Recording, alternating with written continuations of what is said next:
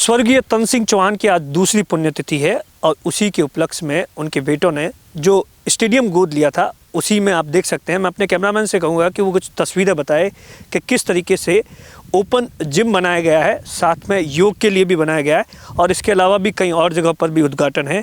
तो हमारे साथ में उनके दोनों बेटे हैं, उनसे जानेंगे कि किस तरीके से जिम बनाया गया है या बाकी सब बात है।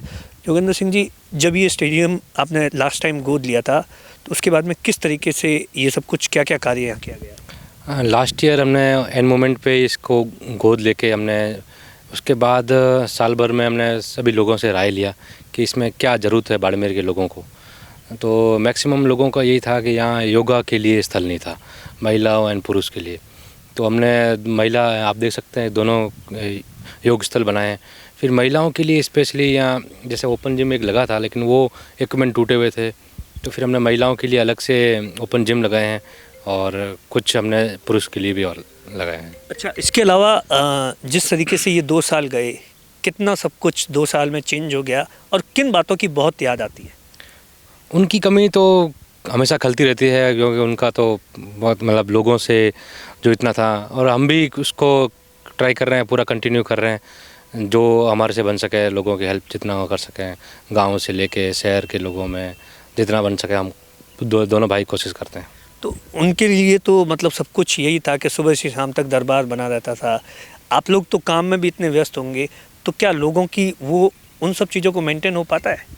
दोनों भाई हम कोशिश करते हैं, एक जना बिजनेस में है और दूसरा सोशल में ज़्यादा रहता है। जैसे मेरा काम ज़्यादा सोशल और रहता है और छोटा भाई पूरा बिजनेस, और दोनों थोड़ा टाइम एडजस्ट करते हैं और जहाँ कोशिश करते हैं वहाँ तक हम पहुँचते हैं दोनों। तो किस तरीके से इन 2 सालों में और भी डेवलपमेंट्स करवाए या क्या कुछ, जैसे छात्रावास का या क्या कुछ, जब भी मौका मिलता है तो किस तरीके से आप, चाहे कोविड के टाइम की बात की जाए तो? कोविड में देखा हमने, जैसे ऑक्सीजन सिलेंडर हो, भोजन पैकेट्स हो, आर्थिक सहायता हो, वो जो हमने किया है वो आपके थ्रू सभी मीडिया चैनल्स में और उसको कवरेज किया था। लास्ट ईयर हमने जो पुण्यतिथि मनाई थी उस टाइम हमने 5-6 जगह उसका उद्घाटन किया। फिर लास्ट ईयर अभी कुछ टाइम पहले 5-6 महीने पहले एक RSS के लिए भोजनशाला सीमा जन कल्याण हॉस्टल के लिए बनाया। अभी एक राजपूत छात्रावास में भोजनशाला का जो हमने पहले कहा था उसमें हम इसी मौके पे हमने आज उद्घाटन भी करेंगे। तो साल बे साल हमने ऐसे ही प्लान किया था, हर साल उनकी स्मृति में कुछ ना कुछ हम बनाएंगे। कौन सी बात है जो आपको हमेशा याद रहती है और आपको याद रखनी भी चाहिए कि उस बात को मैं कभी नहीं भूल पाता हूँ, चाहे कितना भी पैसा आए, सब कुछ हो जाए, सब कुछ? नहीं, मेरे पिताश्री हुक्म का एक ही था कि वो जो गरीब से गरीब या छोटे उनका ज़्यादा ध्यान रखना, उनके लोगों में जो उनका हमेशा जो करते थे मदद, जैसी मदद हो उनको मदद कराएं।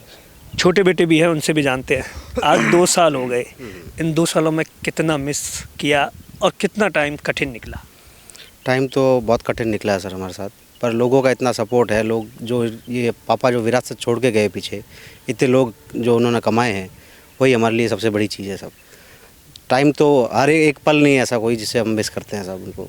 कौन सी बात है जो आपको बहुत याद आती है और कौन सी वो सीख है जिसे आप कभी भूलना नहीं चाहते? ऐसी कोई बात नहीं जो उनकी भूल नहीं सकते हैं। हर बात उनकी प्रेरणादायक है, हमेशा याद रहते हैं वो।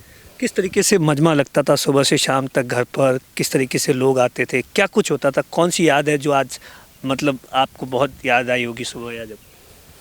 उनका वही है, सुबह से लेकर शाम तक हमेशा दरबार भरा ही रहता था। खाना खाने के लिए टाइम तक नहीं होता था उनके पास। तो हमेशा लोगों के प्रति उनका ये हमेशा रहा ही है। हम इस यहाँ जो बनाया है इनकी तरफ से उनको यादें ताज़ा रहे उनकी तरफ से। जैसे इस स्टेडियम से भी उनकी यादें हैं? हाँ, इसी ग्राउंड से उनकी यादें। यहाँ पे वॉक करते थे पापा। और अभी कोविड के टाइम थोड़ा सा इतना ज़्यादा टाइम नहीं मिल पाया इसको डेवलप करने में, और तो एक एक्यूप्रेशर वॉक वाला वो भी बनाना था। तो गुजरात की पार्टी थी, वो बोला कोविड के बाद चालू करेंगे। तो और भी कुछ सपने हैं उनको, वो पूरे धीरे धीरे सब कर रहे हैं। उनका एक स्टेटस था कि हर कोई आता था उनके पास में, वो मेंटेन रख पा रहे हैं या उससे कितनी बड़ी दिक्कत होती? क्योंकि उनके लिए तो हर कोई उनके लिए उनके दरवाज़ा खुला था, उस स्टेटस को मेंटेन करना कितना चैलेंज है? वो तो बहुत बड़ा चैलेंज है साहब हमारे लिए। और भाई साहब पूरा सोशल संभाल ही रहे हैं और एक एक चीज़ कोशिश कर रहे हैं साहब। उनके बराबर तो नहीं कर सकते साहब कुछ भी, बट कोशिश कर रहे हैं साहब। अब देखिए कि मैं अपने कैमरामैन से कहूँगा कि वो कुछ तस्वीरें बताए कि किस तरीके से ये एक ओपन जिम, जो कि आमतौर पर आप किसी भी जिम में जाएंगे तो 1000 से 1500 रुपये लगता है, लेकिन यहाँ पर महिलाओं के लिए ये ख़ास तौर से बनाया गया है और 2 योग के लिए अलग अलग प्लेटफॉर्म बनाए गए हैं। यह स्वर्गीय तन सिंह चौहान की द्वितीय पुण्यतिथि पर बनाए गए हैं। कैमरे के पीछे अश्विनी है, मैं आपका साथी दिनेश वोहरा।